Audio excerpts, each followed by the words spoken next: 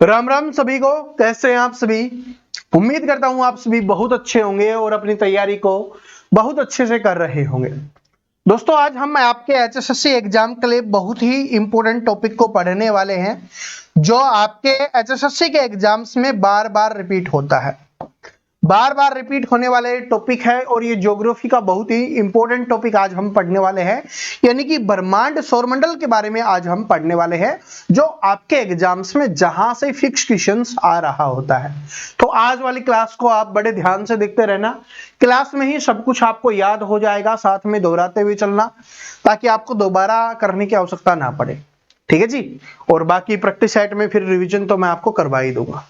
ये ब्रह्मांड हमारा कैसे बना है? ये एक महाविस्फोट हुआ था जिसके वजह से ये ब्रह्मांड बनकर तैयार हुआ है। बस इतना अपने को ध्यान रख लेना है, बाकी सारी चीजें मैं आपको आगे याद करवाने वाला हूं। देखो, ब्रह्मांड के बारे में जानते हैं सबसे पहले कि जो ब्रह्मांड की प्रकृति एवं उत्पत्ति किससे संबंधित है, उस विज्ञान को क्या कहा जाता है। यानी कि सिंपल भाषा में बात करें तो उसका अध्ययन कौन से विज्ञान में किया जाता है, ये आपके एग्जाम्स में पूछा जाता है। तो इसको क्या बोला जाता है? इसको बोला जाता है कॉस्मोलॉजी बोला जाता है, या हिंदी में इसको ब्रह्मांड विज्ञान भी लिख देते हैं। ठीक है जी। हिंदी में इसको कॉस्मोलॉजी भी लिखते हैं और ब्रह्मांड विज्ञान भी। तो अपने को ध्यान रख लेना है कि जो ब्रह्मांड के बारे में जो अध्ययन किया जाता है वो कौन से विज्ञान के अंतर्गत किया जाता है? कॉस्मोलॉजी के अंतर्गत इसका जो अध्ययन है वो किया जाता है। ठीक है जी। और क्या है यहाँ पर? पृथ्वी को संपूर्ण ब्रह्मांड का केंद्र माना जाता है। ये किसके द्वारा कहा गया कि जो पृथ्वी है ये पूरे के पूरे ब्रह्मांड का केंद्र है? ये किसके द्वारा कहा गया है, ये अपने को याद रख लेना है। तो इसका नाम है क्लॉडियम टोल्मी के द्वारा कहा गया है। डायरेक्ट नाम से पूछ लेते हैं। ठीक है, नाम डायरेक्ट पूछेगा आपसे कि पृथ्वी को संपूर्ण ब्रह्मांड का जो केंद्र है वो किसके द्वारा कहा गया है या किसने माना था इसको, तो क्या हो जाएगा? क्लॉडियम आपका टोल्मी के द्वारा ये किया गया है। अब ब्रह्मांड की उत्पत्ति से संबंधित क्वेश्चंस पढ़ते हैं जो आपके एग्जाम्स में सबसे ज्यादा आएंगे। सबसे पहली चीज क्या है कि बिग बैंग सिद्धांत जो सबसे इंपॉर्टेंट है। बिग बैंग सिद्धांत है, ये किसके द्वारा दिया गया है, ये अपने को ध्यान रख लेना है। तो जॉर्ज लेमेटियर के द्वारा इसको दिया गया है, ये याद रख लो। ठीक है जी। बिग बैंग थ्योरी बोल देते हैं इसको, बिग बैंग सिद्धांत इसको बोला जाता है। ये किसके द्वारा दिया गया है? जॉर्ज लेमेटियर के द्वारा है, इसको दिया गया है। ठीक है। इसके अलावा साम्य अवस्था का सिद्धांत, ये इंपॉर्टेंट है। ये तीनों के तीनों जो लिखा हुआ है ना भाई, इस नोट्स में जो भी लिखा हुआ है सारी चीज इंपॉर्टेंट है। तो साम्य अवस्था का सिद्धांत है वो किसके द्वारा दिया गया है? तो ये दिया गया है थॉमस गोल्ड एवं हरमन बॉन्डी के द्वारा दिया गया है। ठीक है, ये गोल्ड लिखा हुआ है तो थॉमस गोल्ड एवं हरमन बॉन्डी के द्वारा है ये सिद्धांत दिया गया है, जिसका नाम क्या है? साम्य अवस्था का सिद्धांत। इसके अलावा तीसरा इंपॉर्टेंट जो आपके एग्जाम्स में पूछा जाता है दोलन सिद्धांत। तो ये दोलन सिद्धांत किससे संबंधित हो जाएगा? ये हो जाएगा भाई एलन सैंडविच के द्वारा ये दिया गया है। और इस टॉपिक के बारे में आपको एक बात और बता देता हूं, ये जो टॉपिक है ये आपके इंडिया जीके में भी पूछा जाता है और ये आपके साइंस में भी पूछा जाता है, लेकिन यहां से क्वेश्चंस आपके एग्जाम्स में जरूर आ रहा होता है। तो तीनों के तीनों याद हो गई। यहीं पे रिवीजन कीजिए कि बिग बैंग थ्योरी या बिग बैंग सिद्धांत है किसके द्वारा प्रतिपादित किया गया या किसके से संबंधित हो गया? तो ये हो जाएगा जॉर्ज लेमेटियर के द्वारा। उसके बाद साम्य अवस्था सिद्धांत थॉमस गोल्ड एवं हरमन बॉन्डी के द्वारा। दोलन का सिद्धांत है एलन सैंडविच के द्वारा दिया गया है, ये अपने को ध्यान रख लेना है। आगे बढ़ते हैं। ठीक है जी। अब सर्वाधिक मान्य सिद्धांत कौन सा हो जाएगा, ये हमें ध्यान रखना है, ये हमारे लिए इंपॉर्टेंट है। तो जो बिग बैंग सिद्धांत है जो मैंने अभी आपको यहां पर बताया था कि ये विस्फोट वाला है, ये कौन सा हो जाएगा? ये बिग बैंग थ्योरी मानी जाती है। तो जो बिग बैंग सिद्धांत है वो ब्रह्मांड की उत्पत्ति के संबंध में सर्वाधिक मान्य सिद्धांत है, यानी कि जो सबसे ज्यादा मान्यता जिसको दी गई है वो कौन सा हो जाएगा? बिग बैंग सिद्धांत। ठीक है, तो याद कर लेना। इसके अलावा अंतरिक्ष के मापक की इकाइयां बहुत बार आपके एग्जाम्स में पूछा गया क्वेश्चन है। क्या पूछा जाता है? जो क्वेश्चन पूछा गया वो मैं आपको यहां पर बताता हूं कि प्रकाश वर्ष किसकी इकाई है। तो स्टूडेंट को दिखता है प्रकाश, तो वो लाइट की इकाई कर देते हैं, नहीं, ये हो जाएगी दूरी। तो प्रकाश वर्ष में किसको मापा जाता है? दूरी को मापा जाता है, ये अपने को ध्यान रख लेना है। प्रकाश वर्ष किसकी इकाई हो जाएगी, या प्रकाश वर्ष में किसको मापा जाता है, दूरी को, क्योंकि छोटी मोटी दूरियां होती है उनको हम मीटर किलोमीटर में माप लेते हैं, लेकिन जो बड़ी दूरी है, ठीक है जी, बड़ी बड़ी दूरियां, जैसे कि हमारे यहां से पृथ्वी से हम बात करें कि भाई दूसरे ग्रह की बात कर ले, सूर्य की दूरी को, उसको किस में मापा जाता है, प्रकाश वर्ष में मापा जाता है, जो बड़ी बड़ी दूरियां होती हैं उनको। ठीक है, एक क्वेश्चन हो रहा है कि प्रकाश वर्ष की निर्वात में चाल क्या होती है, तो 3 गुना 10 की पावर 5 किलोमीटर पर सेकंड क्या हो जाएगी, इसकी चाल हो जाएगी, स्पीड हो जाएगी। या कभी कभी ऐसे ना लिख के डायरेक्ट लिख देता है, तो ऐसे भी लिख लो 3 लाख किलोमीटर पर सेकंड। ठीक है जी, 3 लाख किलोमीटर पर सेकंड। 10 की पावर 5 का मतलब है कि भाई 5 बार 0, यानी कि 3 के आगे 5 0 और लगानी है। ठीक है, ये इसका मतलब ये होता है कि 10 को 5 बार गुना किया गया है, इसका मतलब यही है। और गुना 10 से गुना कर रहे हैं तो इसका मतलब 1 0 आगे लग रही है। ठीक है, तो सिंपल भाषा में समझ गए।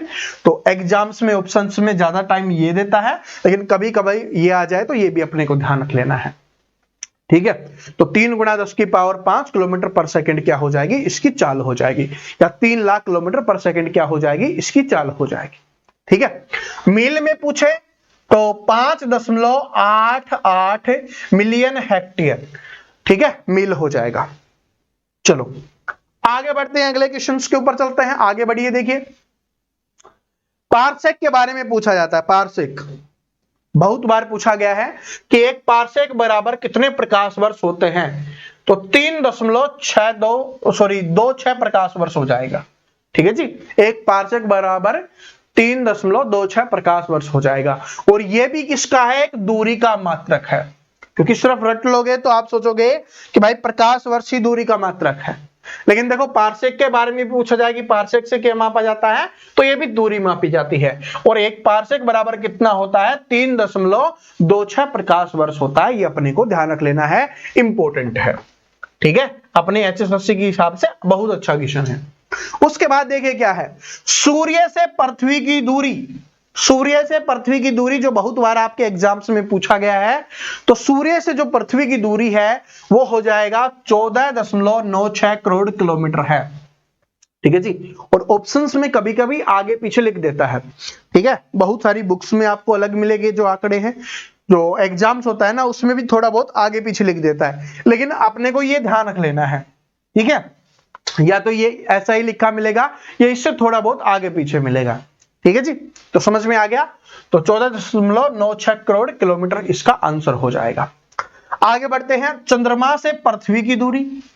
ठीक है, और या पृथ्वी से चंद्रमा की दूरी, कुछ भी पूछ ले, सूर्य से पृथ्वी की दूरी या पृथ्वी से सूर्य की दूरी, कुछ भी आपसे पूछ सकता है। तो याद रख लेना, चंद्रमा से पृथ्वी की दूरी कितनी हो जाएगी, 3,84,365 किलोमीटर। क्या हो जाएगा, 3,84,365 किलोमीटर। 365 किलोमीटर, 65 तो लिख लेना है ना, तो 365 किलोमीटर हो जाएगा। ये अपने को ध्यान रख लेना, ये इंपॉर्टेंट है। और चंद्रमा क्या है, चंद्रमा पृथ्वी का एकमात्र उपग्रह हो जाएगा, एकमात्र उपग्रह हो जाएगा। ठीक है जी, प्राकृतिक उपग्रह एकमात्र उपग्रह हो जाएगा। तो ये बात समझ में आ गया आपको। तो ये तीनों के तीनों आंकड़े हैं, बहुत इंपॉर्टेंट है, आपके एग्जाम्स में आते हैं। इसके बाद आगे बढ़ते हैं, आकाशगंगा के बारे में जानते हैं, जो आपके एग्जाम्स में पूछा जाएगा। आकाशगंगा के बारे में जान लेते हैं। यह तारों का एक विशाल पुंज होता है जिसमें लगभग 100 अरब तारे होते हैं। ये आपको देखो, ये जो तारे इकट्ठे होते हैं ना, बहुत सारे तारे होते हैं, बहुत सारे जो तारे मिलकर क्या बनाते हैं, आकाशगंगा बनाते हैं। ठीक है, तो आप सभी जो रात को तारे दिखाई देते हैं ना, उन सभी से मिलकर क्या बन रही होती है, आकाशगंगा ही बन रही होती है। भाई आपको तो हम देखते हैं ना, हमें जितने दिखाई देते हैं वही है भाई, सभी ग्रह पे तारे हैं। ठीक है, हर जगह पे आपको दिखेंगे, तो हम वहां नहीं जा रहे तो इसका मतलब ऐसा थोड़ी ना कि वहां पर नहीं है। ठीक है, तो ये अपने को ध्यान रख लेना है। और हमारी आकाशगंगा को क्या कहा जाता है, यानी कि जो हमारी पृथ्वी की आकाशगंगा है जिसको हम देख सकते हैं, उसका नाम है मंदाकिनी। बहुत बार एग्जाम्स में पूछा गया क्वेश्चन है। ठीक है जी, कि हमारी आकाशगंगा को हम किस नाम से जानते हैं, तो मंदाकिनी के नाम से इसको जाना जाता है। और इसका आकार कैसा है या इसकी आकृति कैसी है, तो क्या हो जाएगा, सर्पिलाकार हो जाएगा। ठीक है जी, सर्प के आकार का हो जाएगा, सर्पिलाकार हो जाएगा। याद हो गया? ठीक है जी, हमारी आकाशगंगा कौन सी होगी, मंदाकिनी हो गई। और इसका आकृति या इसका आकार, आकृति आकार दोनों का मतलब एक ही होता है। ठीक है जी, और वो क्या हो जाएगा, वो कैसा है, सर्पिलाकार हो जाएगा। ठीक है जी। अब देखो मिल्की वे मंदाकिनी का भाग है जो रात को हमें दिखाई देता है। तो जो मिल्की वे होता है, क्योंकि बहुत बार आपने देखा होगा कि मिल्की वे आपने सुना होगा, तो ये मिल्की वे क्या हो जाएगा, ये भी मंदाकिनी का ही भाग है जो हमें रात के समय में दिखाई दे रही होती है। ठीक है, आगे बढ़ते हैं। आगे है आपका प्रोक्सिमा सेंचुरी, सूर्य के निकटतम तारा है। तो सूर्य के निकटतम तारा कौन सा हो जाएगा, सूर्य के निकटतम तारा कौन सा हो जाएगा, तो प्रोक्सिमा सेंचुरी है, ये क्या हो जाएगा, सूर्य के निकटतम तारा हो जाएगा।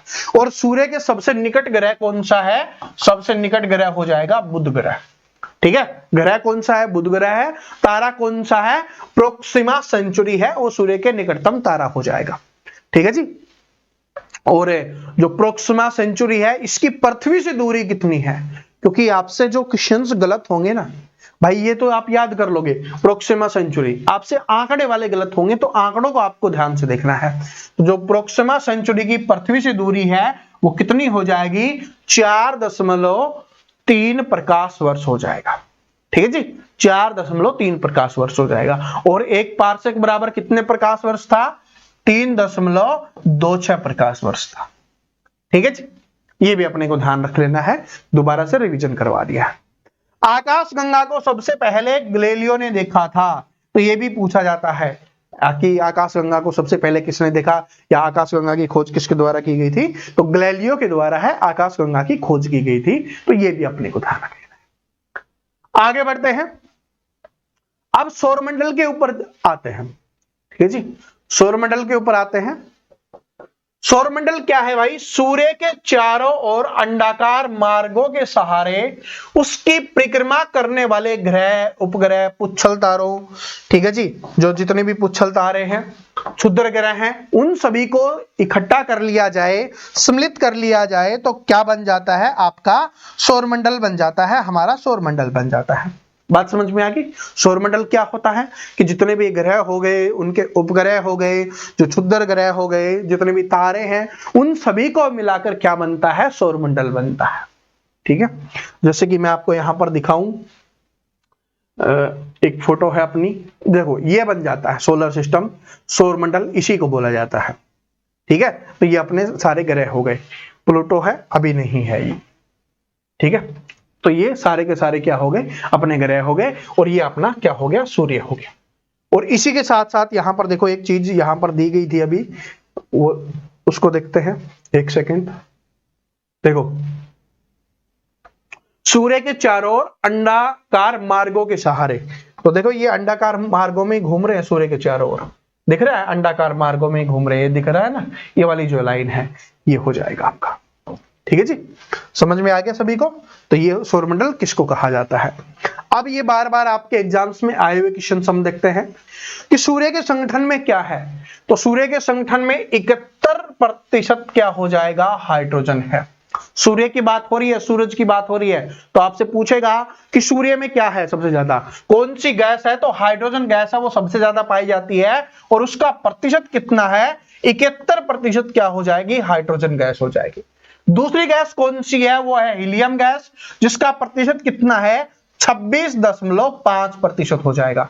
वायुमंडल वाला यहां पर गलती से मत कर देना, ये वायुमंडल की बात नहीं हो रही है, यहां पर सूर्य की बात हो रही है, सूरज की बात हो रही है। तो सूर्य में सबसे ज्यादा हाइड्रोजन है जो 71% हो जाएगा, उसके बाद हीलियम है 26.5% हो जाएगा, और जो अन्य गैसें बच गई वो 2.5% अन्य गैसें हो जाएंगी। ठीक है, ये सूर्य की बात है। ठीक है, चलो आगे बढ़ते हैं। प्रकाश मंडल किसको कहा जाता है, तो सूर्य का वह भाग जो हमें आंखों से दिखाई देता है उसको प्रकाश मंडल बोला जाता है। सूर्य की किरण या कोरोना किसे कहा जाता है? ये बार बार एग्जाम्स में आने वाला क्वेश्चन है। सूर्य की किरण या कोरोना, ठीक है, कोरोना इसको बोला जाता है, कोरोना। तो सूर्य की किरण या कोरोना किसे कहा जाता है? तो सूर्य ग्रहण के समय सूर्य के दिखाई देने वाले भाग को सूर्य की किरण कहते हैं। जब सूर्य ग्रहण हो रहा होता है, ठीक है जी, सूर्य ग्रहण हो रहा होता है तो उस समय जो भाग हमें दिखाई दे रहा होता है, तो जो उस समय सूर्य ग्रहण के समय में जो उसका भाग दिखाई हमें दे रहा होता है, उसी को क्या बोला जाता है? सूर्य की किरण या सूर्य का कोरोना बोला जाता है। ठीक है जी, आगे बढ़ते हैं। कि सूर्य में स्थित चमकीले धब्बों को लेजस, और जो धब्बे हैं उनको सौर धब्बा कहा जाता है। जो काले धब्बे हैं ना, जो सूर्य के अंदर काले धब्बे हैं, उनको क्या कहा जाता है भाई? उनको कहा जाता है क्या? सौर धब्बा। ठीक है, और जो चमकीले धब्बे होते हैं, काले धब्बे, देखो दोनों में अंतर है। काले धब्बे आपसे पूछेगा तो वो सौर धब्बा उनको कहा जाएगा, चमकीले धब्बे होंगे तो उनको क्या कहा जाएगा? प्लेजस कहा जाएगा। तो ये अपने को ध्यान रख लेना है। सौर ज्वाला किसे कहा जाता है?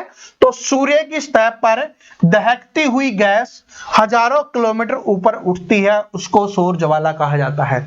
जैसे आपने देखा होगा कि ये सूर्य है अपना, और ऐसे ऐसे जो आग उठ रही होती है, ज्वाला बोल देते हैं, सिंपल भाषा में उसको आप आग बोल सकते हो। तो ये जो ज्वाला उठ रही होती है, इसी को क्या कहा जाता है? सौर ज्वाला कहा जाता है। बात समझ में आ गई? बात समझ में आ गई? तो यहां पर एक बार इन आंकड़ों को दोबारा देख लेना, ये आपके लिए इंपॉर्टेंट है, बहुत बार एग्जाम्स में आया हुआ है। सूर्य में सबसे अधिक कौन सी गैस पाई जाती है? हाइड्रोजन गैस 71% है। दूसरे नंबर पर हीलियम गैस होती है जो 26.5% होती है। बाकी बची हुई अन्य गैसें हो जाएंगी। ठीक है, चलो अब ग्रह के बारे में बात कर लेते हैं। ग्रह तो तारों की परिक्रमा करने वाले प्रकाश रहित आकाशीय पिंडों को ग्रह कहा जाता है। ठीक है, जैसे कि हमारा पृथ्वी एक ग्रह है, इसका खुद का कोई भी प्रकाश नहीं है, लेकिन ये तारों के चारों ओर चक्कर लगाती है। तो इसका मतलब किसके? सर जी अभी तो ये आप बता रहे थे कि ग्रह है वो सूर्य के चारों ओर चक्कर लगाते हैं। बिल्कुल। तो जो सूर्य है ना, वो क्या है? सूर्य एक तारा है। ठीक है जी, सूर्य क्या है? एक तारा है। तो सूर्य के चारों ओर जो चक्कर लगा रहे होते हैं, जो अंडाकार रास्ते में जो चक्कर लगा रहे होते हैं, उन्हीं को क्या कहा जाता है? ग्रह कहा जाता है। खुद का प्रकाश नहीं होता, वो प्रकाश कहां से ग्रहण कर रहे होते हैं? सूर्य से प्रकाश उनको मिल रहा होता है। ठीक है जी, सूर्य से उनको प्रकाश मिल रहा होता है, और जो रात को प्रकाश मिलता है, चंद्रमा है, वो सूर्य से लेता है और हमें दे रहा होता है। तो बात समझ में आ गई? तो इस प्रकार से होता है। सौरमंडल का सबसे बड़ा ग्रह कौन सा हो जाएगा? बृहस्पति है, वो सबसे बड़ा ग्रह है। और बुध ग्रह क्या हो जाएगा? सबसे छोटा ग्रह हो जाएगा। बुध से पहले कौन सा था? प्लूटो था, लेकिन अब उसको ग्रह की श्रेणी से बाहर कर दिया गया है, उसके बारे में भी हम आगे पढ़ेंगे। तो अभी वर्तमान में सौरमंडल का जो सबसे बड़ा ग्रह है वो कौन सा है? बृहस्पति है। और सबसे छोटा ग्रह कौन सा है? बुध है। सबसे निकट ग्रह भी कौन सा है? बुध हो जाएगा। देखो अभी हमने जो इमेज देखी थी ना, उसी से समझो, उसी से देखो।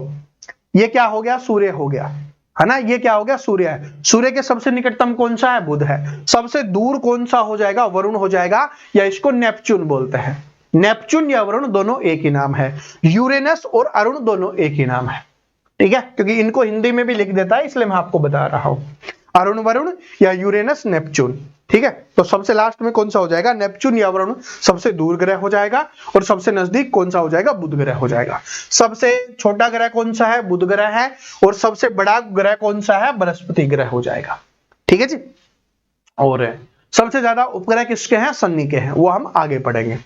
चलो अब आगे है कि सूर्य से दूरी के अनुसार ग्रहों का क्रम, क्योंकि आपसे पूछ लेता है, कभी आपसे पूछेगा कि बढ़ते हुए क्रम में लिखो, कभी आपसे पूछेगा घटते हुए क्रम में लिखो। तो यहां पर क्या लिखा गया है? आरोही क्रम में लिखा जा रहा है, बढ़ते हुए क्रम में, यानी पहले सबसे नजदीक वाला, फिर उससे दूर, फिर उससे दूर, फिर उससे दूर। तो सबसे नजदीक कौन सा है? बुध, फिर शुक्र, फिर पृथ्वी, फिर मंगल, फिर बृहस्पति, शनि, फिर अरुण और वरुण। ठीक है जी, यूरेनस नेपच्यून। समझ में आ गया? ये सबसे बढ़ते हुए क्रम में है, आरोही क्रम में है। कभी आपसे अवरोही क्रम में पूछ लेगा, घटते हुए क्रम में, यानी कि सबसे दूर वाला सबसे पहले लिखना है। तो यानी कि वरुण सबसे पहले आ जाएगा। यहां पर सॉरी आकार के अनुसार लिखा गया है, यहां पर आकार के अनुसार लिखा गया है, मैं वैसे आपको बता रहा हूं। क्रम के अनुसार अगर आपसे पूछे कि अवरोही क्रम में लिखो, तो फिर पहले वरुण आएगा, फिर अरुण आएगा, फिर शनि, फिर बृहस्पति, फिर मंगल, फिर पृथ्वी, फिर शुक्र, फिर बुध। ठीक है। और यहां पर जो लिखा गया है वो है आकार के अनुसार।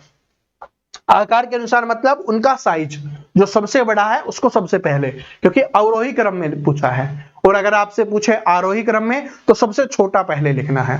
तो अवरोही क्रम पूछा है तो सबसे बड़ा कौन सा है, बृहस्पति है, फिर कौन सा है, शनि है, फिर कौन सा है, अरुण है, वरुण है, फिर पृथ्वी हो जाएगा, फिर शुक्र हो जाएगा, मंगल और बुध, ये हो जाएगा। ठीक है जी। चलो अब बुध ग्रह के ऊपर चलते हैं। ये याद करते हुए चलना, अपने दिमाग में सेट करते हुए चलना, ठीक है। और आपके पास ये नोट्स अवेलेबल हैं, आप इनका रिवीजन जरूर कर लेना एक बार। अब बुध ग्रह के ऊपर चलते हैं। तो बुध ग्रह यानी कि हमारा जो मरकरी है उसके बारे में हम बात कर लेते हैं कि क्या है कि सूर्य के सर्वाधिक निकट होने के कारण बुध ग्रह के परिक्रमण की गति है वो सर्वाधिक तीव्र होती है। यानी कि सबसे तेज गति से जो घूर्णन कर रहा होता है, जो परिक्रमा कर रहा होता है, वो कौन सा हो जाएगा, वो आ जाएगा बुध ग्रह हो जाएगा, क्योंकि ये सूर्य के क्या है, सबसे ज्यादा निकट है।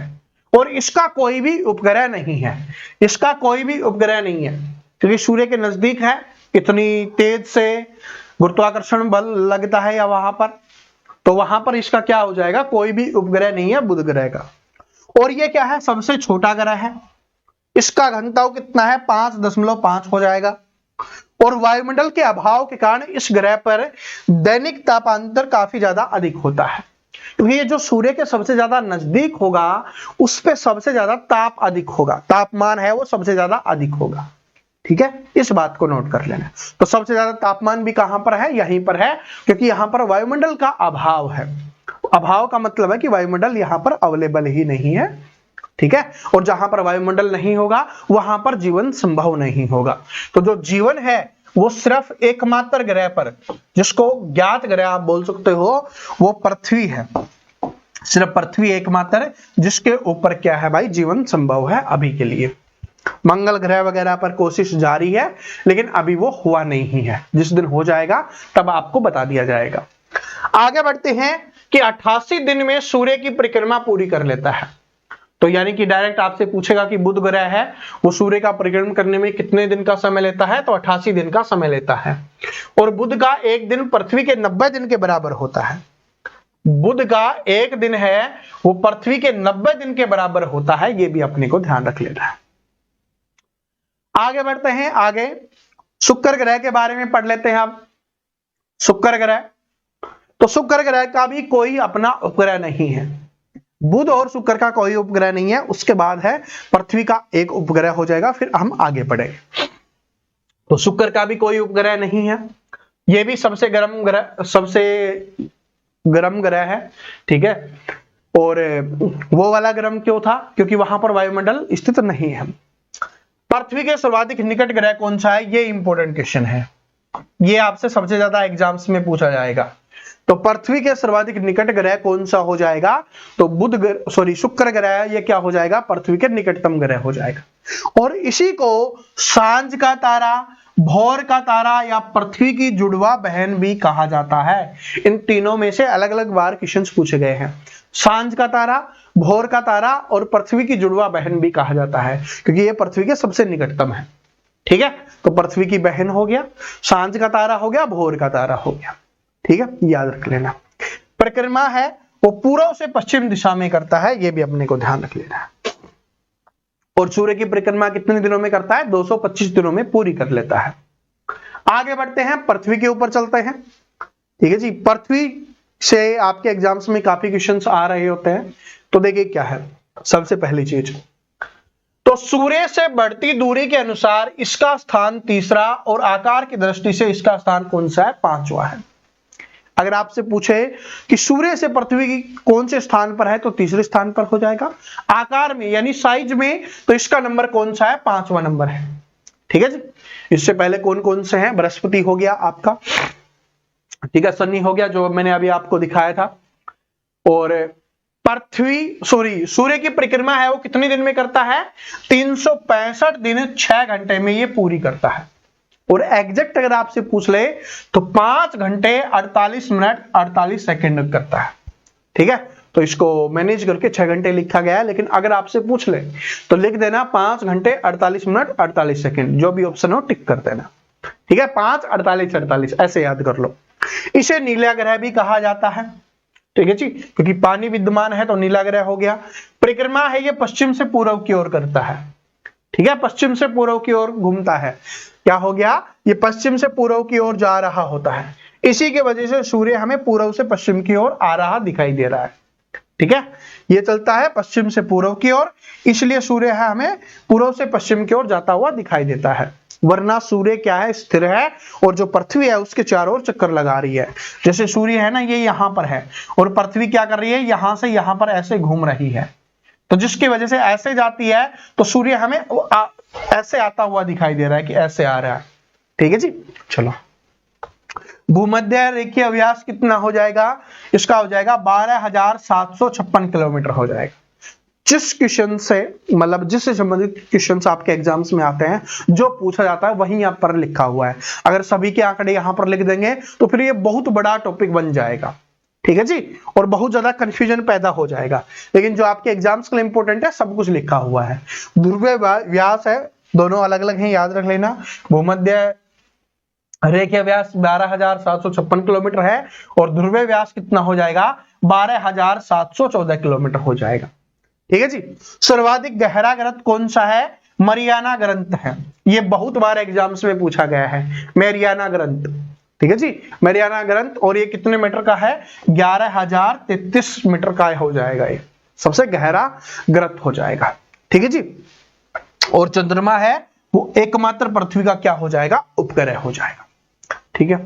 तो यहां से आपके एग्जाम्स में सबसे ज्यादा आने वाले क्वेश्चंस हैं, वो सारे मैंने आपको यहां पर बता दिए हैं, ठीक है। बाकी आप अपने इस नोट से पढ़ लेना, जिनके पास नोट्स हैं तो आप अच्छे से पढ़ सकते हो। सब कुछ यहाँ पर दिया हुआ है, हर ग्रह के बारे में जो आपके लिए इंपॉर्टेंट है सब कुछ लिखा हुआ है, ठीक है, सब कुछ लिखा हुआ है। भाई ये आपके पास नोट्स होना बहुत ज्यादा जरूरी है, ये बात समझ लो। आपके पास अगर आप नोट्स नहीं है तो आप इन नोट्स को जरूर ले लेना, ठीक है। और रिवीजन तो मैं आपको इनका करवाता ही रहूंगा, लेकिन ये नोट्स आपके लिए बहुत ज्यादा जरूरी है। देख सकते हो क्वालिटी, आप देख सकते हो किस प्रकार के क्वेश्चंस लिखे हुए हैं जो आपके एग्जाम्स के लिए जरूरी है। ये देखो यहाँ पर मैं दिखा रहा हूँ ना, ये ज्योग्राफी की पीडीएफ है, ठीक है, बहुत अच्छे से मैनेज करके लिखा हुआ है। जैसे इसके बाद है ज्वालामुखी वाला टॉपिक, जो आपसे ज्वालामुखी से संबंधित क्वेश्चंस आते हैं वो सारे के सारे आपको यहाँ पर दिख जाएंगे, जितने भी इंपॉर्टेंट क्वेश्चन है। जैसे ही ये समाप्त होगा, इसके बाद और कोई जो टॉपिक होगा वो आपको यहाँ पर दिखाई दे जाएगा।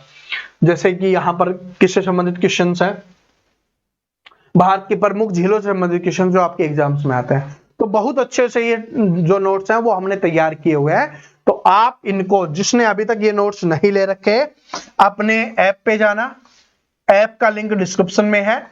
और उसमें ऐसा नहीं कि सिर्फ ये मिलेगा आपको ज्योग्राफी का, उसमें आपको हिस्ट्री का मिलेगा, पॉलिटी का मिलेगा, ज्योग्राफी का मिलेगा, इकोनॉमिक्स का मिलेगा, स्टैटिस्टिक्स जीके का मिलेगा, ठीक है। साइंस में भौतिक विज्ञान, जीव विज्ञान, रासायनिक विज्ञान, पर्यावरण अध्ययन, ये सब कुछ मिलने वाला है। इसके अलावा कंप्यूटर के नोट्स भी आपको मिलने वाले हैं, और कुछ एक और चीज मैं ऐड करने वाला हूं, लेकिन अभी के लिए ये चीजें अवेलेबल हैं। और सभी चीजों के लिए सिर्फ एक ही प्राइस आपको देना है, 99 रुपए, जो आप सभी ने बोला वही हमने रखा हुआ है, ठीक है। हाँ, सौरमंडल से जितने भी मैक्सिमम क्वेश्चंस बनते हैं वो मैंने आपको सारे यहाँ पर बता दिए हैं। ऐसा नहीं कि क्वेश्चंस छोड़े हैं, जो और है ना वहां से इतने क्वेश्चंस नहीं आ रहे होते हैं, और जो बाकी चीजें हैं नोट्स में आप पढ़ सकते हो, ठीक है। ऐप का लिंक डिस्क्रिप्शन में दिया हुआ है, वहां से जाके आप परचेज जरूर कर लेना। जितने भी स्टूडेंट इस वीडियो को यहां तक देखा, इसका मतलब आप हम पे ट्रस्ट करते हो। तो भाई बड़ी मेहनत से आप सभी के लिए सिलेक्शन के लिए ये तैयार किया गया है, ठीक है जी। तो सभी के पास, हमारे जितने भी स्टूडेंट हैं सभी के पास ये नोट्स होने बहुत ज्यादा जरूरी है, ठीक है। और इसमें जल्दी ही मैं और चीज भी ऐड करने वाला हूं जो आपके लिए फायदेमंद होगी। लेकिन एक बात बता देता हूं, ये सिर्फ हिंदी भाषा में है, इंग्लिश वाले स्टूडेंट मत जाना भाई, फिर बोलोगे सर जी ये तो हिंदी में है, हम इंग्लिश में लेने थे। हिंदी भाषा में अवेलेबल है, ठीक है। चलो, जय हिंद।